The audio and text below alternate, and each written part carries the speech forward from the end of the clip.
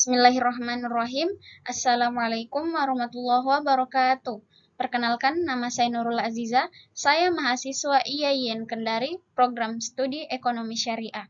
Dengan NIM 2021 050 101010. Tujuan dari pembuatan video ini yaitu untuk memenuhi tugas ketiga dari mata kuliah operasional perbankan syariah.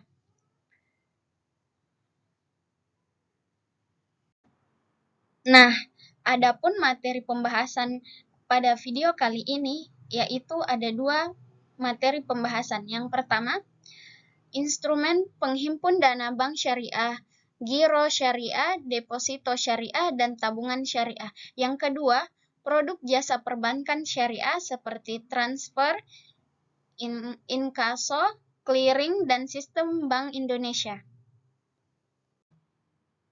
Kita masuk pada materi pertama yaitu instrumen penghimpun dana bank syariah, giro syariah, deposito syariah, dan tabungan syariah.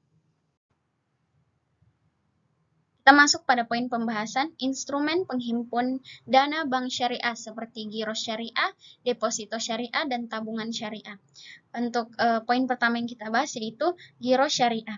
Nah, giro syariah ini adalah salah satu produk bank syariah yang termaksud kategori simpanan atau penghimpunan dana atau funding.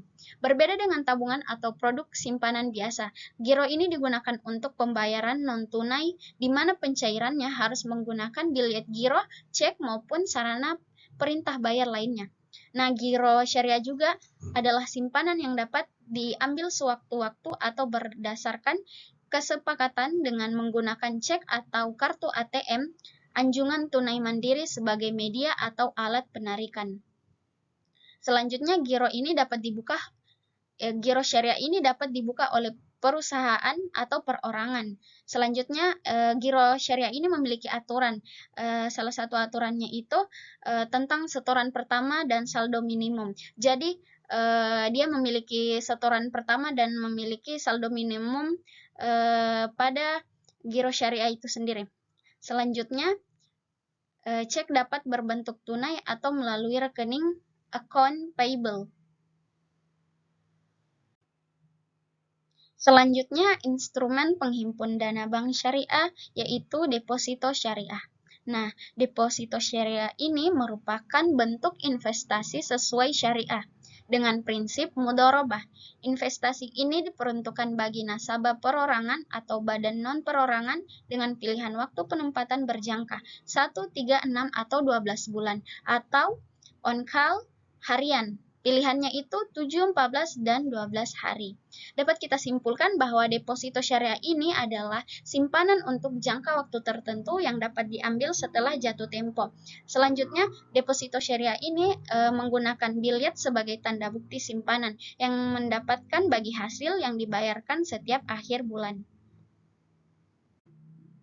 Selanjutnya, instrumen penghimpun dana bank syariah, yaitu tabungan syariah. Nah, tabungan syariah ini adalah produk simpanan yang dikeluarkan oleh lembaga keuangan syariah, seperti bank syariah maupun koperasi syariah.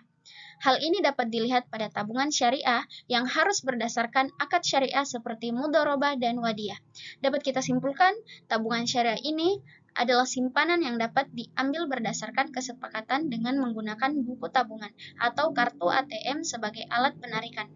Buku tabungan atau akun statement merupakan bukti kepemilikan dari pemegang rekening. Nah, seperti pada aturan giro syariah, tabungan syariah ini juga memiliki aturan tentang setoran pertama dan saldo minimum.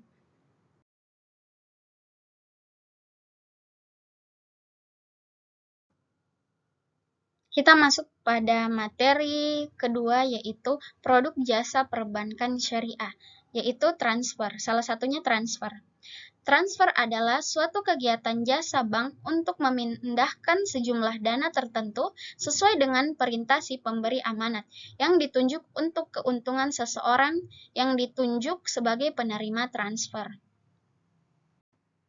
Selanjutnya, produk jasa perbankan syariah, salah satunya inkaso.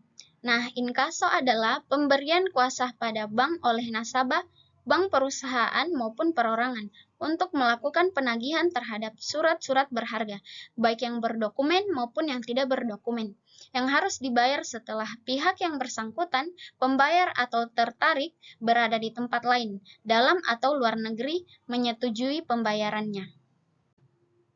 Selanjutnya, produk jasa perbankan syariah, yaitu clearing. Clearing adalah suatu cara penyelesaian utang piutang antara bank-bank peserta clearing dalam bentuk warkat atau surat-surat berharga di suatu tempat tertentu. Clearing terjadi antara dua bank berbeda lokasinya, akan tetapi sama kota. Selanjutnya, produk jasa perbankan syariah, yaitu Sistem Bank Indonesia. Sistem Bank Indonesia atau Real Time Gross Settlement atau disingkat RTGS adalah suatu sistem transfer dana elektronik antar bank dalam mata uang rupiah yang penyelesaiannya dilakukan per transaksi secara individual. Volume transaksi RTGS agregat adalah jumlah transaksi yang diproses dalam sistem BI RTGS pada periode dan waktu tertentu.